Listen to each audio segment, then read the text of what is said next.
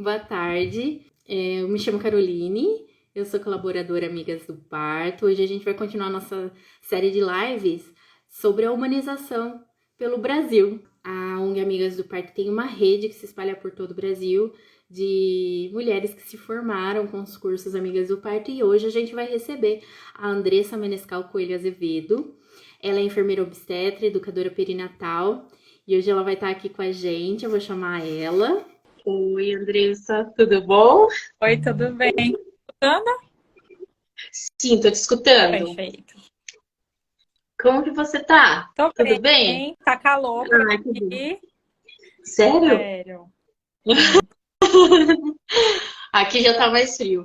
E para começar nossa live, eu já fiz uma breve apresentação sua. E para começar, eu queria te perguntar como que você começou a sua atuação na humanização do parto? Como que foi isso? Certo. Para mim já tem alguns anos, né? Mas se a gente for contar com algumas pessoas mais experientes na área, pode ser que seja um caminho que esteja aí na metade. Eu espero ter uma longa carreira ainda pela frente, né? Sim.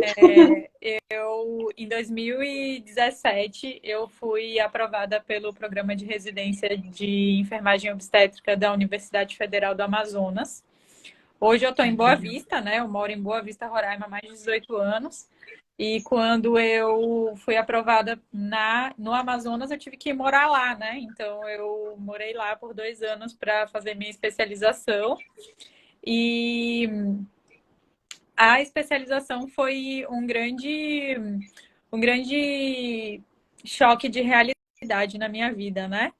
Eu, antes de entrar na especialização, eu fiz um curso pela Amigas do Parto, né, de educadora perinatal, que foi o primeiro contato que eu tive com esse universo de humanização, foi o primeiro curso, assim, voltado para profissionais que eu tinha feito. Isso antes de eu entrar na residência, eu acho que foi em 2015, se eu não me engano, que eu fiz o curso.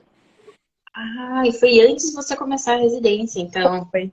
Porque na Que legal. graduação, no finalzinho ali da graduação, né, eu já tive uma experiência com parto e tudo mais, e foi quando eu me identifiquei com a área, né?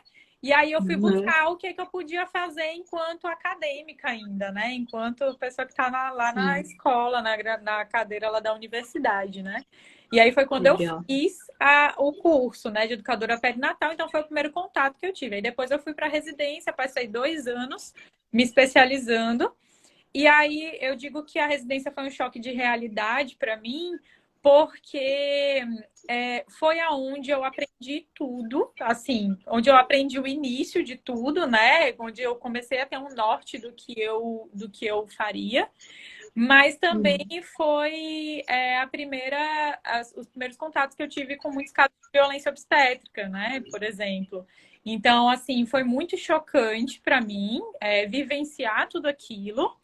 Eu também, enquanto profissional, que sempre tive os preceitos de humanização desde a graduação dentro da minha cabeça, foi um pouco difícil porque os meus preceptores, as pessoas que me ensinavam errado, sabe? Às vezes. Eram pessoas que muitas vezes não estavam atualizadas e tudo mais.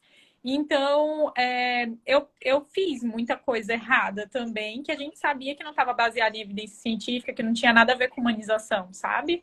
Então, foi bem difícil para mim, assim, a formação foi, assim, foi 2 lados mesmo. Foi o que me colocou aqui hoje, né? E eu sou muito grata por isso. Mas eu também tive essas dificuldades com relação à minha formação e ao meu caminho aí em busca de uma assistência mais humanizada, né? Mas nem tudo foi treva, né? Eu tive a oportunidade de encontrar bons profissionais pelo caminho, profissionais que me mostraram o caminho pelo qual eu devia percorrer, né? E eu tive a oportunidade, na verdade, de contribuir com o SUS que dá certo, né? De contribuir, de fortalecer isso dentro ali de Manaus, né? Das maternidades de Manaus. Então, para você lidar com essa situação, deve ter sido realmente bem complicado, porque você entrou num cenário completamente avesso à humanização e ao mesmo tempo você já carregava com você a humanização do parto. Nesse momento que você já tinha feito o curso, como que você lidou com isso e como a sua atuação foi, assim, de alguma forma você foi colocando na sua atuação, né? Isso, como que foi esse processo, né? E aí eu tinha, na verdade, o exemplo do que eu não queria, né? Então eu passei 2 anos trabalhando dentro de maternidades, né? Baseado em hospital. E eu já sabia que, na verdade, eu não queria aquilo para minha carreira profissional. Então, quando eu terminei a minha especialização, eu voltei aqui para Boa Vista, né? E eu comecei a estruturar uma equipe de assistência de enfermagem obstétrica domiciliar.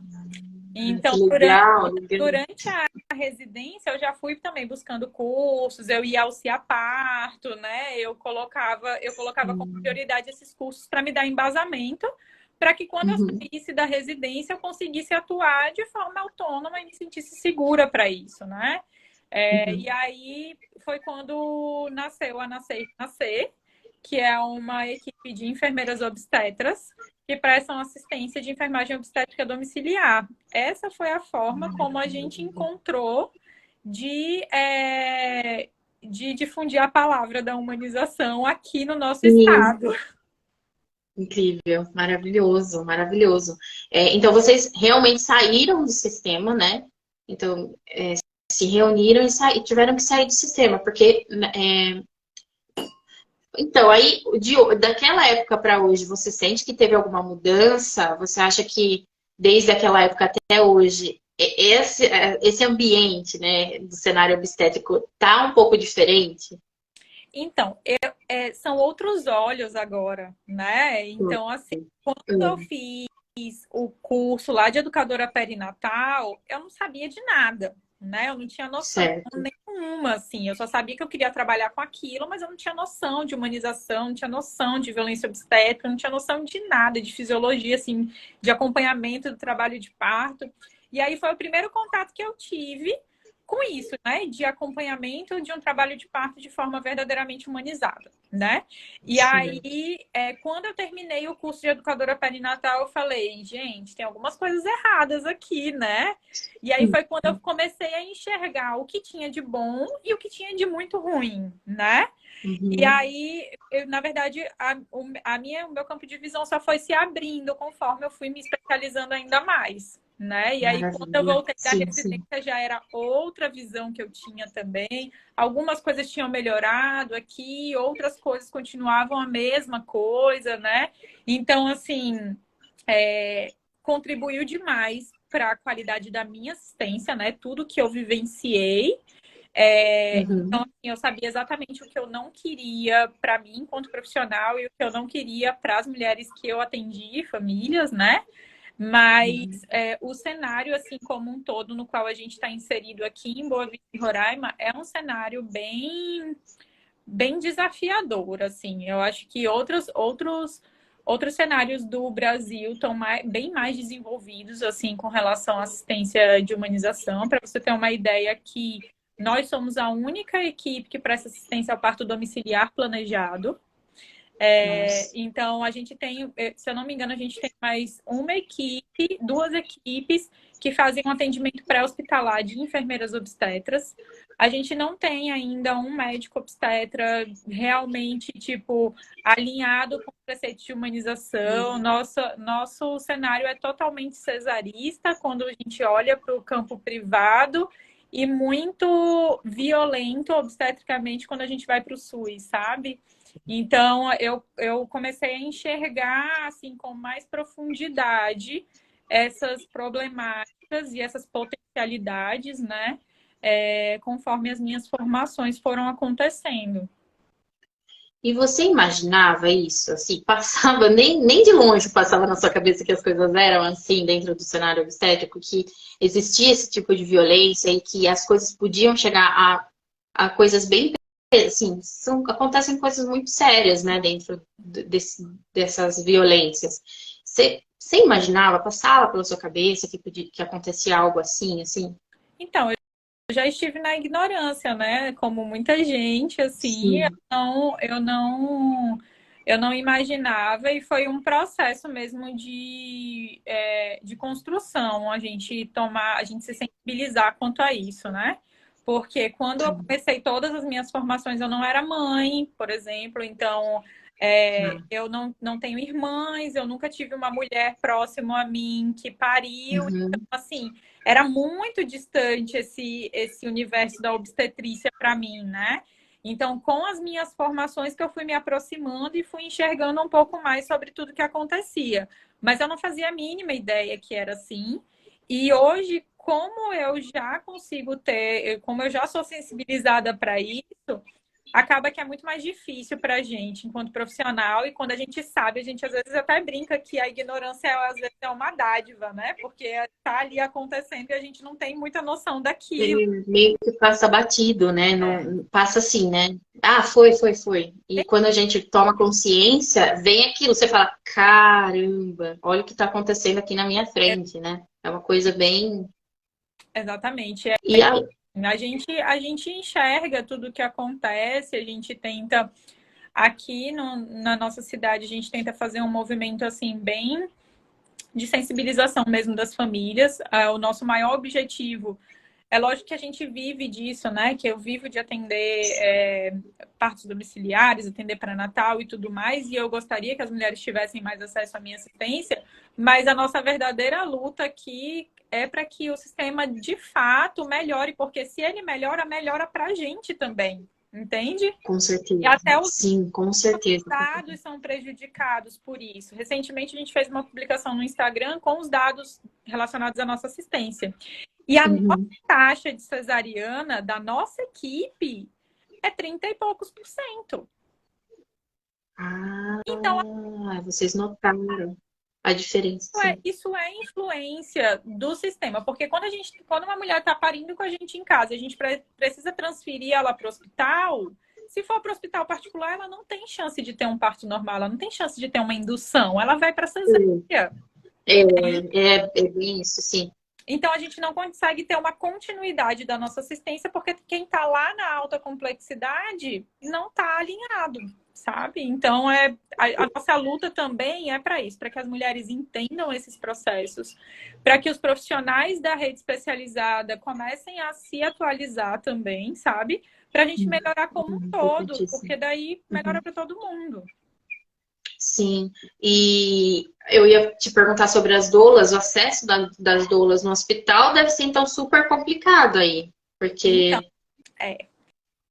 Quando eu comecei aqui, quando era tudo mato, né, aqui, e sim, tinha uma doula que já estava no mato há muito tempo aqui, que foi a primeira ah, doula aqui, assim, a doula oficial, sabe? Instagram, hum, já acompanhou e tudo mais. O nome dela é Camila. E ela atuava aqui já. Ela atendia, ela fez muito tempo voluntariado na maternidade pública, na época que ela estava, né, para ganhar experiência e tudo mais, quando uhum, ela se recém-formou.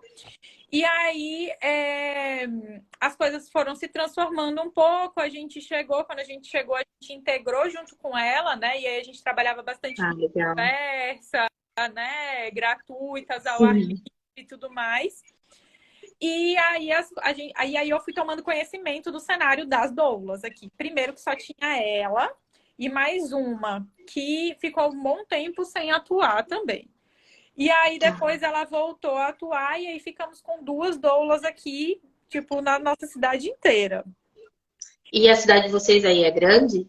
Ó, É Boa Vista, é grandona? sou péssima de números, tá? Mas não é uma cidade grande. Eu não sei falar número de habitantes. Sou horrível. Tá, Mas é uma cidade mas pequena. mesmo assim, se for de 100, 200 mil habitantes, tipo, uma, duas doulas é muito É, pouco, é muito pouco. exatamente. E a gente continua com esse mesmo cenário, tá? Não aumentou. Isso aí já tem Entendi. 4 anos atrás, quando a gente começou, né? Ainda não aumentou. Tá.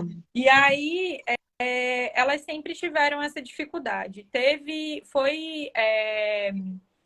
Foi feita uma lei estadual para as doulas, para garantir o acesso delas, né, à rede privada e Uhum. à pública de saúde, na qualidade de doulas mesmo, sem ser acompanhantes e tananã. Mas essa lei nunca foi respeitada, principalmente no SUS. Então, no SUS, elas entram, mas elas entram como acompanhante, ou seja, a mulher tem que abrir mão de um membro da família, enfim, de uma colega, uma amiga, alguém assim, para que ela tenha acesso à doula lá dentro da maternidade. Então, só entra a mulher e a doula como acompanhante. E no sistema privado de saúde, eles permitem a entrada, tá? Em regra, eles permitem, eles até fazem cadastro delas e tudo mais. Só que o grande problema é que a gente tem hospitais aqui que batem 100% de cesárea. Caramba, 100%? Não tem nenhum com menos de 95%. Caramba, é muito É alto. muito. É assim, 95%, 98%. Teve ano, acho que em 2019, se eu não me engano, teve um hospital aqui que bateu 100% de cesárea no ano inteiro. Não teve nenhum parto normal. E é bem acima, inclusive, da média nacional, né? Muito. Se a gente for comparar, tipo, 20% acima. E apesar que a nossa média nacional é altíssima também, né? Mas, assim, mesmo, assim, surreal isso. É surreal.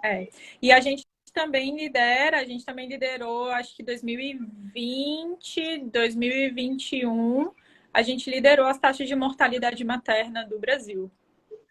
Por causa do número de cesárea, porque aí é muita intervenção, acaba impactando mesmo, e isso é triste, né? É muito triste um cenário assim. Exatamente. E aí a gente sabe, né, que tudo impacta, assim, altas taxas de cesariana, altas taxas de violência obstétrica, práticas que não são baseadas em evidências científicas. Então, a gente tem vários relatos de mulheres morrendo por hemorragia pós-parto, sabe? Hipertensão. Então, assim, são coisas que demandam mesmo melhora na qualidade da assistência, né? Da assistência. Então, pode falar. E vocês conseguem fazer denúncia disso? Você percebe que as mulheres sabem até, por exemplo, as mulheres sabem que elas podem denunciar direto no site do Ministério Público e tudo mais, ou elas não sabem disso? Elas ainda é um processo, ainda que também está... Ainda é um processo que está acontecendo, sabe? Elas não, muitas das mulheres não conseguem reconhecer o básico, assim, que é o direito do acompanhante, por exemplo, sabe? Eles É uma não sabem coisa, dos direitos. Então, por exemplo, a nossa maternidade pública, ela viola o direito do acompanhante. A mulher não pode escolher, né, um acompanhante. Tem que ser uma mulher no pré-parto, o marido só pode entrar na hora que ela vai para a sala de parto, quando o bebê já está nascendo, sabe? Então, se é um casal que chegou aqui sozinho, que a gente acompanha muitas famílias assim, gente que veio de fora, que é só o marido e a mulher, ela fica sem acompanhante até o momento dela ir para a sala de parto, que é assim, quando o bebê está nascendo, que eles vão permitir que o marido dela entre, sabe? Então, elas não têm noção, assim, do básico com relação a direitos mesmo, né? E recentemente a gente teve um avanço muito legal aqui, que a gente ficou muito feliz. Que bom. Teve o primeiro fórum estadual de combate à violência obstétrica, promovido pela Defensoria Pública do Estado de Roraima. E assim, a gente ficou muito... Cara, eu nem dormi direito no dia anterior, porque foi o primeiro espaço público com as autoridades presentes, com os representantes, né? Dos órgãos de fiscalização, dos órgãos de denúncia, da maternidade pública. Foi a primeira vez que a gente falou sobre isso num espaço assim, sabe? Então, assim, por mais que a gente veja que as coisas precisam melhorar muito, mas é o começo, né? É o começo. Ao mesmo tempo está caminhando, né? Ao mesmo tempo que a situação ainda é bem difícil, vocês ainda estão conseguindo desenvolver o trabalho de vocês e levar mais informação. E aí eu ia até te perguntar, quando você atende a gestante, como ela chega para você? Ela chega uma gestante que já está sabendo alguma coisa, ou ela chega bem assim, sem saber nada? Outra coisa, essa diferença, né? Tipo, atender uma gestante que sabe um pouco mais, aquela gestante que sabe um pouco menos, nessa questão da humanização, do parto, da gestação. E também, assim, se você já encontrou situações onde as informações eram muitas de todos os tipos, que chegava até a atrapalhar um pouco. E também, assim, as lacunas e confusões que acontecem nesse processo da mulher ir se informando, às vezes sozinha, né? Num processo ali de buscar a informação e tudo mais. O que você observa disso? Então, eu acho que quase a unanimidade assim, das equipes que trabalham com assistência domiciliar, elas vão dizer talvez essa mesma resposta que eu vou falar, né? As mulheres que chegam para a gente, geralmente são mulheres que já vêm com uma carga mínima ali de informação, sabe? Porque elas já vêm, na verdade, ou fugindo de uma experiência prévia ruim que elas tiveram, né? Então, muitas vezes na primeira gestação, elas foram submetidas a uma cesárea desnecessária, ou elas sofreram violência obstétrica, né? Não tiveram alguma coisa respeitada, não tiveram uma assistência justa, e aí agora elas não querem mais repetir aquela história, né? E aí elas já chegam pra gente com essa história clássica, assim. Ó, me fizeram episiotomia no meu primeiro parto, me fizeram cristelé, a médica me botou na cesárea porque tava com um pouco líquido, sabe? As histórias mesmo clássicas. Então, elas já chegam bastante informadas, assim, pra gente, né? Mas o que a gente percebe, assim, na população geral, e aí eu também já trabalhei no sistema público de saúde, né? Já trabalhei na maternidade pública daqui, já trabalhei na atenção básica também, no serviço, na atenção, na resposta humanitária também, imigração venezuelana, né? Então, eu já consegui ter visões de locais bem diferentes, né? E aí o que a gente percebe assim é bem uma carência de informação e que as mulheres que não têm informação nenhuma, infelizmente, elas estão muito vulneráveis a tudo que pode acontecer, né? Tanto de coisas bem sérias assim como não conseguir acesso à assistência básica de pré-natal, como é o caso das mulheres, né, com baixa renda, as mulheres pretas, as mulheres indígenas, né, as imigrantes, na nossa realidade aqui, até as mulheres mesmo que têm grana para pagar uma assistência privada, né, elas têm plano de saúde, elas têm dinheiro para pagar particular, mas mesmo assim elas não têm acesso a uma assistência baseada em evidências. Então, hoje mesmo, eu iniciei um acompanhamento de uma mulher que já com 34 semanas sem teste oral de tolerância à glicose, que é o exame básico para diagnóstico de diabetes gestacional, porque o médico disse para ela que não precisava. E ela tá pagando. E ela tá no particular. Ela tá pagando. Entendi. Caro. Sim, sim. Tá. Chega a parecer até uma comodidade, assim, né? Essa falta de conhecimento do próprio médico. Estacionar, parece que eles estacionam ali, naquele lugar, e ali permanecem, e não caminham, né? Junto com as coisas que vão evoluindo naturalmente, né? Eles só vão fazendo, eles vão seguindo fazendo o mesmo do mesmo. Sabe? Então, essa questão da informação, e eu bato bastante nessa tecla, assim, a gente também vem fazendo trabalho de Instagram e tudo mais. Então, eu falo demais isso, eu falo, gente, vocês não precisam ter parto em casa, vocês não precisam ter doula, vocês não precisam ter enfermeira obstetra. Se você tá grávida, seu bebê tá aí dentro, você tá fazendo um pré-natal, você vai parir essa criança, independente de quem esteja do seu lado, aonde você esteja parindo.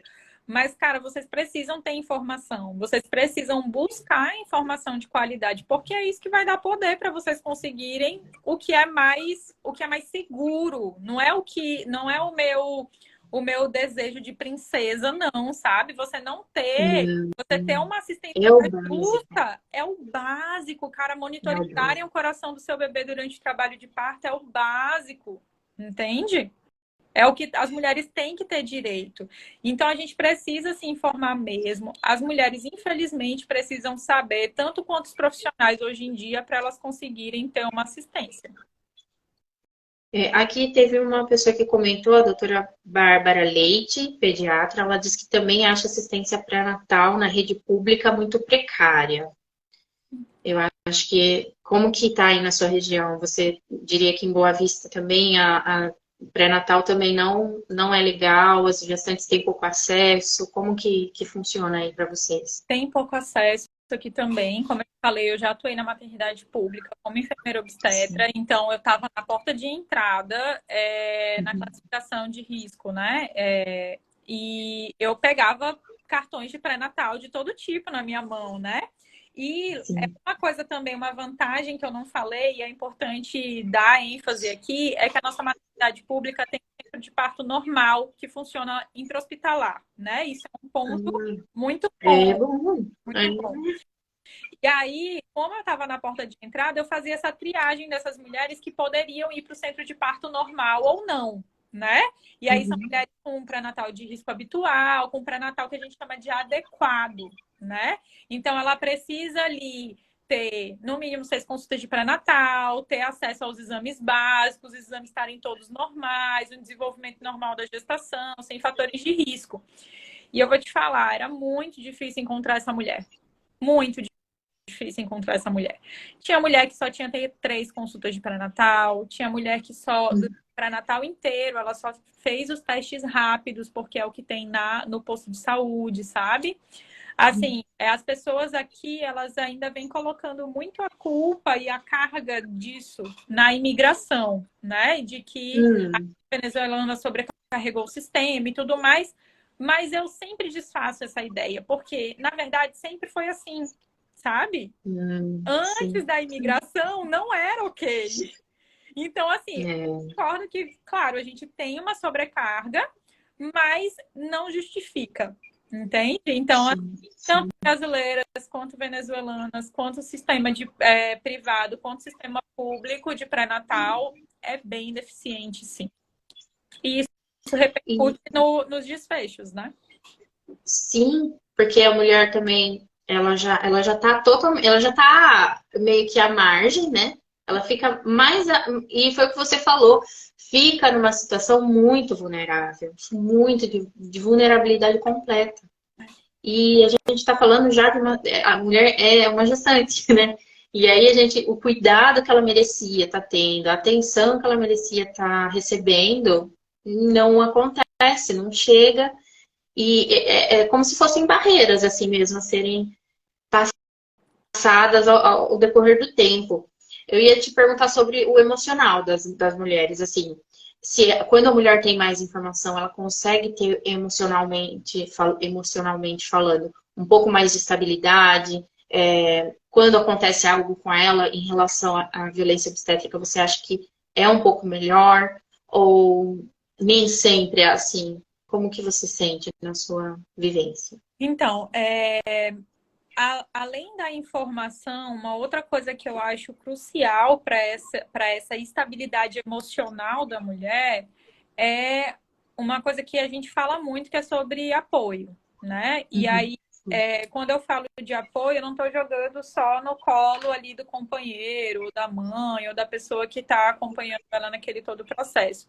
É o apoio, sim, da família, de quem está ao redor dela ali todos os dias, mas o apoio profissional também, né? Então a gente tem uma tríade Sim. aí, né? Da mulher bem informada, ela buscando informação para benefício dela, ela Uhum. compartilhando e chamando para junto o companheiro ou a pessoa que vai acompanhar ela, né? Em todo esse processo, e um profissional mediando tudo isso. E aí a gente, para que a gente consiga fazer isso funcionar, a gente precisa de todo mundo funcionando ok, né? Junto. Exatamente. E de uma forma justa, né? Baseada em evidências científicas e tudo mais. Então, Sim. assim, o emocional é uma coisa que, particularmente, já na gestante, fisiologicamente já é afetado de várias formas, né?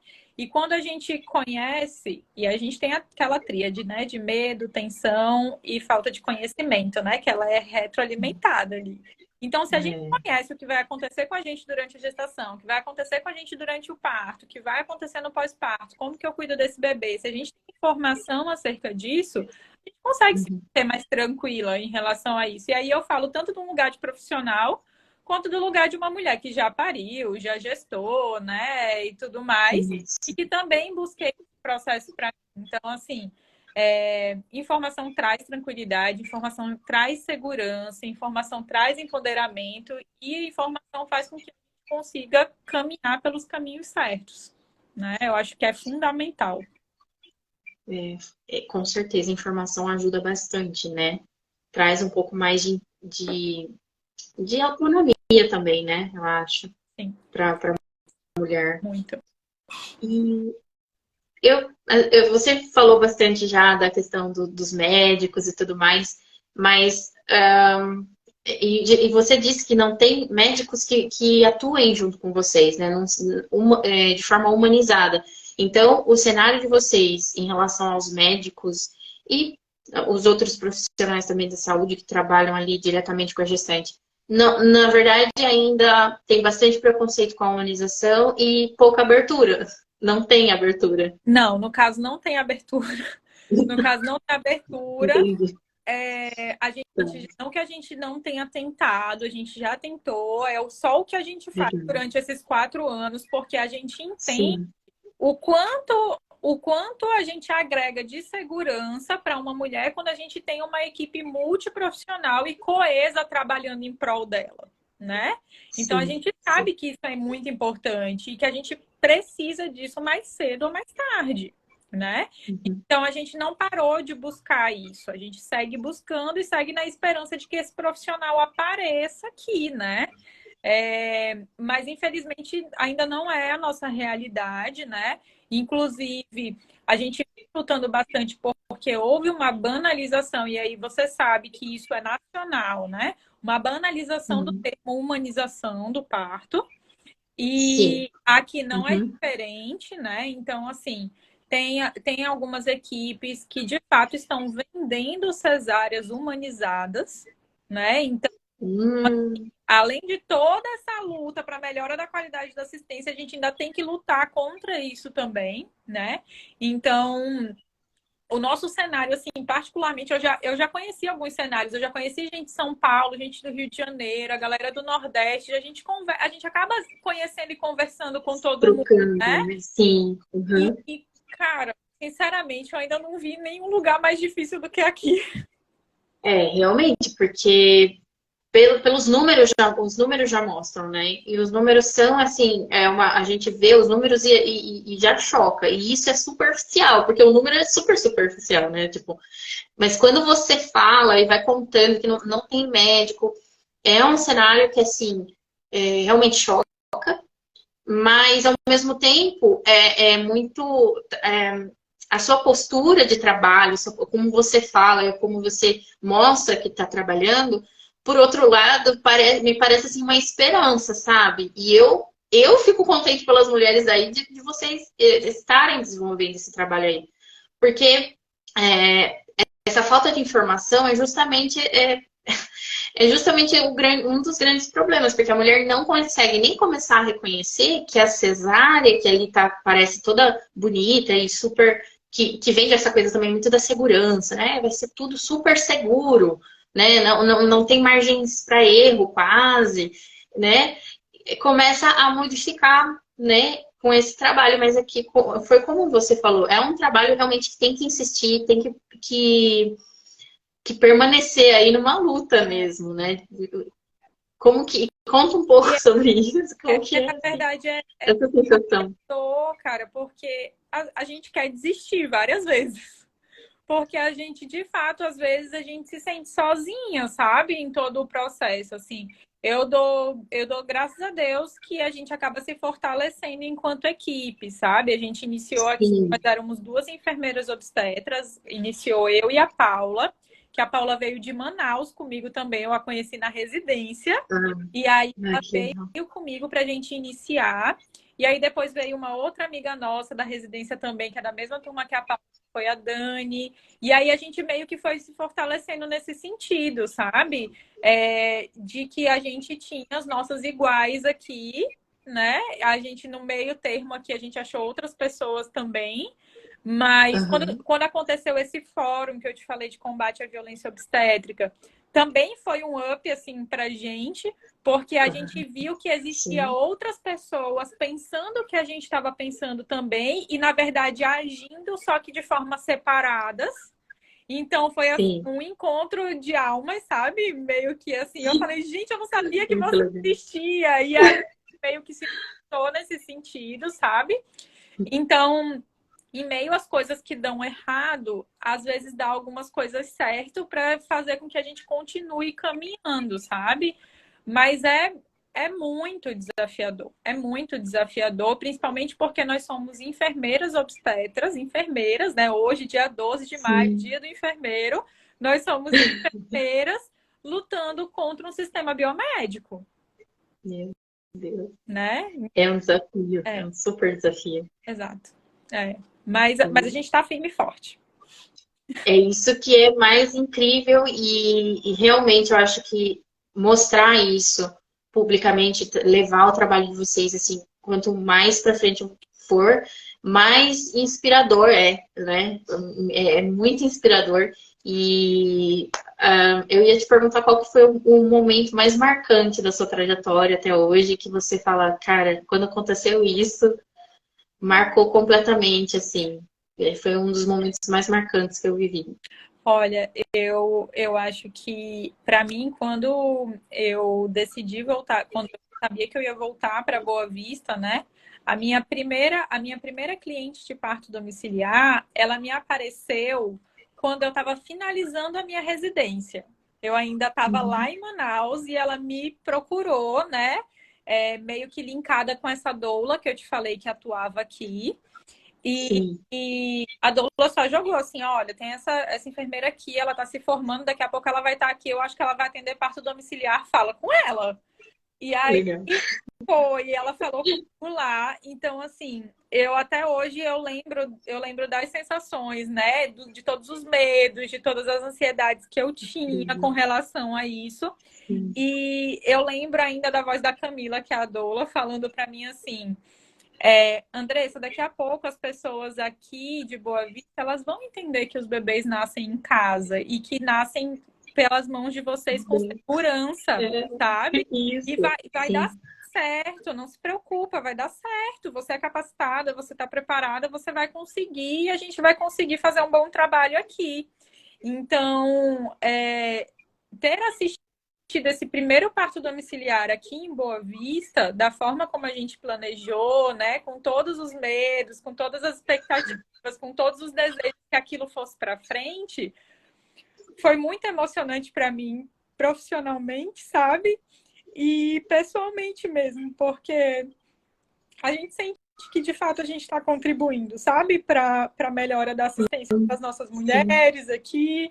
E para o nosso sistema mesmo como um todo. Eu espero que daqui a um tempo a gente se fale de novo e eu fale para você que tudo melhorou, sabe? Não existe mais, entende? Então, é meio que isso. Antigamente não nascia, né? Nenhum bebê aqui de forma planejada, em casa, com esse modelo de assistência, e agora já nasce. Então, isso é uma evolução. Então, eu acho que esse do primeiro parto ali foi muito marcante para todas nós. É uma coisa que a gente sempre lembra.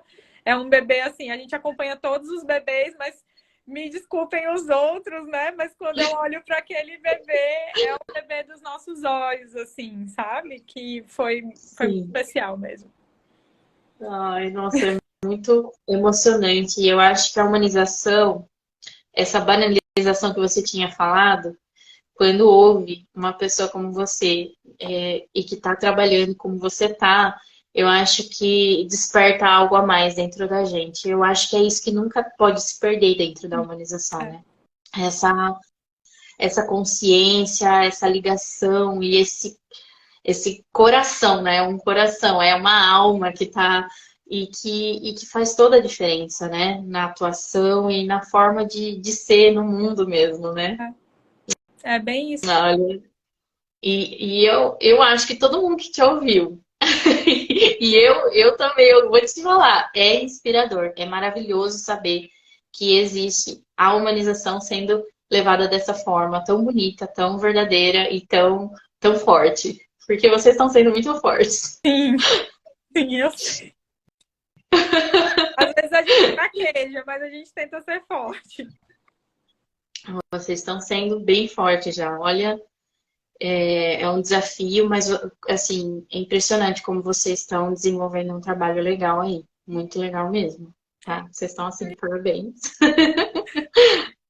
E para finalizar a live, eu queria te pedir para você mandar uma mensagem para as enfermeiras, obstetras e para os profissionais que estão se formando agora e que querem muito atuar de forma humanizada, e também as mulheres no geral que querem trabalhar dentro da humanização e querem exercer, né, esse trabalho de forma humanizada, né? E aí tem uma coisa que eu sempre gosto de falar, que eu não fiz, quando eu entrei para enfermagem, quando eu fiz minha graduação, eu nem sabia o que era enfermagem, sabe? Quanto mais saber o que era enfermagem obstétrica, eu construí isso e ficou bem claro, eu acho que na nossa live, que isso foi uma construção mesmo minha, né? Sim. Mas as pessoas têm um discurso assim bem popular de dizer que a enfermagem é por amor, né? E tudo mais. E de fato, a gente precisa amar o que a gente faz para que a gente consiga fazer bem feito, sabe? E a enfermagem, eu não vou mentir para ninguém, não é? E todo mundo sabe disso, né? Não é segredo para ninguém que a enfermagem não vai deixar a gente rico, né? Que a gente não vai ter uma casa, né, da Mega, o melhor carro. Não vai ter, né? Não vai ter isso. Pode ser que as pessoas vivam bem, eu vivo bem, mas eu não sou rica, né? Então, assim, mas eu sou rica de outras formas. Porque eu, de fato, faço o que deixa meu coração feliz, sabe? E eu acho que é isso que faz bons profissionais. Então, se você entrou na enfermagem, se você entrou na medicina, se você entrou na engenharia, em qualquer profissão, e aquilo não faz seu coração bater mais forte, aquilo não faz você feliz quando você está lendo sobre aquilo, quando você está estudando sobre aquilo, nunca é tarde para você mudar e tentar outra coisa. Não insista naquela profissão porque disseram para você que você vai ser rico, que você vai ganhar dinheiro e aquilo não te faz bem. A gente, de fato, precisa de amor no que a gente faz para que a gente faça bem feito. E é por isso que a gente consegue bons resultados, né? Por isso que a gente consegue falar e tocar as pessoas, porque, de fato, é o que a gente vive, entende? Então, a minha maior dica é essa, porque se você conseguir esse start, você vai ser um bom profissional. Você vai conseguir fazer valer todos os preceitos que ditam a tua profissão como um bom profissional. Então, acho que a maior mensagem é essa. De resto, as coisas vão aparecer cursos, vão aparecer oportunidades, vai aparecer tudo. Se você for um bom profissional, vai aparecer tudo para você. Entende? Então, acho que a mensagem que eu quero deixar para todo mundo é essa. Eu te agradeço demais. Muito obrigada. Foi maravilhoso receber você aqui. Eu espero que a gente possa marcar novas lives para você conversar mais com a gente sobre humanização e trazer esse brilho, né? Essa alma da humanização. E a gente tá longe, né? Até o fuso horário é diferente. Caramba, olha isso. Mas mesmo assim, é impressionante. Eu agradeço demais por você ter aceitado o convite e compartilhar essa história com a gente. Muito obrigada. Muito obrigada, foi um grande prazer. Sempre é um grande prazer poder falar sobre a humanização, poder falar sobre o meu trabalho. Sempre que precisarem, eu estou por aqui, né? Muito maravilha. Muito obrigada pelo convite. Eu gostei demais de conversar e compartilhar com vocês. Espero que a gente tenha outras oportunidades, sim.